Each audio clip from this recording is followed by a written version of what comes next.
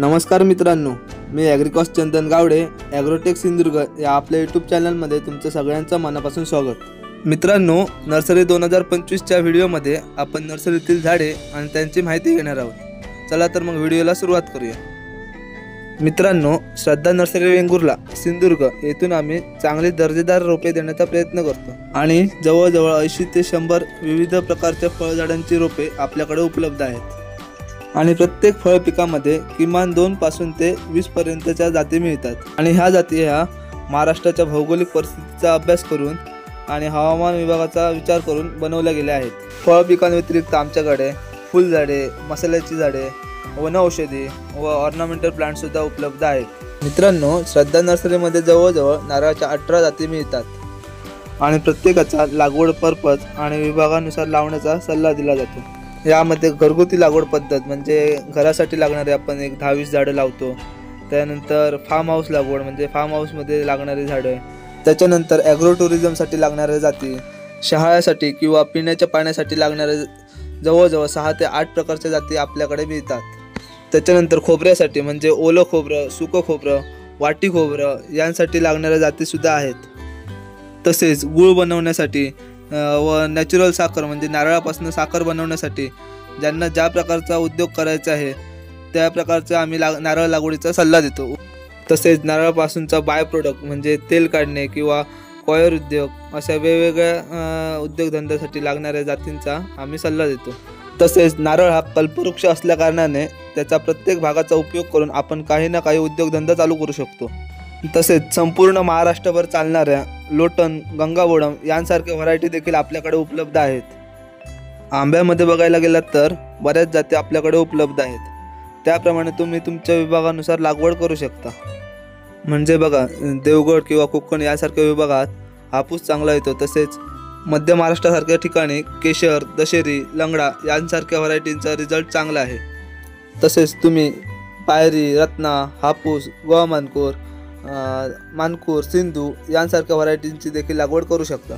जर तुम्हाला ultra high density लागवड करायची असेल तर आमच्याकडे अर्ली हार्वेस्टिंग देवगड हापूस तसेच अर्ली हार्वेस्टिंग देवगड केशर या जातीची कलमेसुद्धा आपल्याकडे उपलब्ध आहेत। तसेच वर्षभर लागणारा रुमानी, वस्तरा, थाई ATM ज्यांचे आंबे तुम्हाला कुंडीतसुद्धा लागलेले दिसतील अशा व्हरायटी देखील आपल्याकडे उपलब्ध आहेत। काजू पिकांमध्ये बघायला गेलात तर आमच्याकडे 3 व्हरायटी उपलब्ध आहेत। यामध्ये वेंगुर्ला 4, वेंगुर्ला 7, वेंगुर्ला 9 यांसारख्या व्हरायटींची लागवड तुम्ही करू शकता। मित्रांनो, भौगोलिक परिस्थितीचा विचार करून लागवडीच्या योग्य त्या जातीचा सल्ला दिला जातो। मित्रांनो, जर तुम्हाला काजू लागवड करायची असेल तर सांगलीसारख्या ठिकाणी सुद्धा काजू लागवड यशस्वीरित्या झालेली आपल्याला दिसून येते। तसेच महाराष्ट्रात बऱ्याच ठिकाणी काजू लागवड ही चांगल्या पद्धतीने होते। मित्रांनो, काजू लागवड करण्याचे 2 फायदे आहेत। एक म्हणजे काजू बीला गॅरंटेड मार्केट आहे आणि हा काजूगर साधारण 2-2 वर्षापर्यंत चांगला टिकून राहतो। आणि दुसरी गोष्ट म्हणजे काजू ॲपल म्हणजे जे आपण बोंड म्हणतो त्याच्यापासून सुद्धा तुम्ही वेगवेगळे पदार्थ बनवू शकता। अशा जातींचा सल्ला आम्ही शेतकऱ्यांना देतो।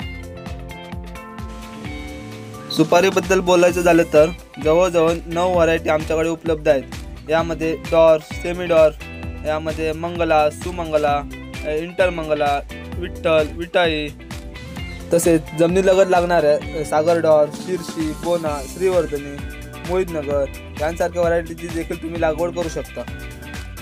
तसेच ज्या शेतकरी मित्रांना फणस लागवड करायची आहे अशांसाठी सध्या मार्केटमध्ये फणसाची मागणी खूप मोठ्या प्रमाणात वाढत चालली आहे, कारण फणसामुळे माणसांचे अनेक आजार बरे होतात।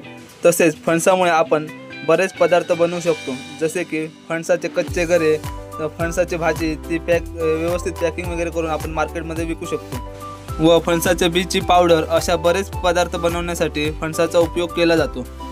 त्यामुळे लोक सध्या फणसाची स्वतंत्र लागवड करत आहेत। आमच्याकडे जवळजवळ फणसाच्या 9 ते 10 प्रकारच्या जाती आहेत आणि ह्याची वैशिष्ट्य म्हणजे हे लहान असल्यापासूनच लागायला सुरुवात होतात, अगदी पिशवीतसुद्धा लागलेले आपल्याला दिसून येते। यामध्ये तुम्हाला ब्राझिया, व्हिएतनाम, सुपर अर्ली, हजारी, ATM म्हणजे वर्षभर लागणारा फणस यांसारख्या व्हरायटी जे लागवडीपासून 1-2 वर्षातच लागायला सुरुवात होतात यांची रोपे तुम्हाला मिळू शकतात। पश्चिम महाराष्ट्रात येणारी शंकरा, ही जात जी नोव्हेंबरपासूनच लागायला सुरुवात होते. तसेच सिंगापूर, पिंक रेड यासारख्या जाती तुम्हाला मिळते.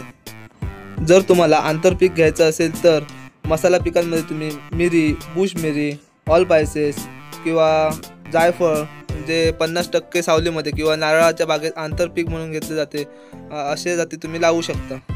आंतरपिकामध्ये तुम्ही मिरी लागवड करत असाल तर आपल्याकडे बुश मिरी तसेच पन्न्यूर यांसारख्या सुद्धा जाती उपलब्ध आहेत.